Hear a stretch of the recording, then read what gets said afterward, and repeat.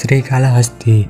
శ్రీ అంటే సాలెపురుగు, హస్తి అంటే ఏనుగు, కాళ అంటే పాము. ఈ మూడింటి కథ చాలా గొప్పగా ఉంటుంది. సాలెపురుగు తన కానుగ్గా శివుడికి గూడె కడుతుంది.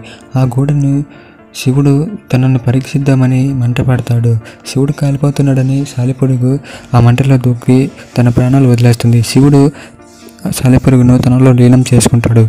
వజ్రాలు పొదిగిన పాము శివుడిని వజ్రాలతో అభిషేకిస్తుంది. అదే ఏనుగు ఇది గమనించి ఆ వజ్రాలను ఊదేసి తన తెచ్చిన గజమాలతో అభిషేకిస్తుంది. ఈ రెండింటి పొందిన వైరం జరిగి రెండు ప్రాణాలు అర్పిస్తాయి. దీన్ని గమనించిన శివుడు ఈ రెండింటినీ తనలో లీనం చేసుకుంటాడు. ఈ టెంపుల్లో ఉన్న శివలింగం వాయులింగంగా పిలువబడుతుంది.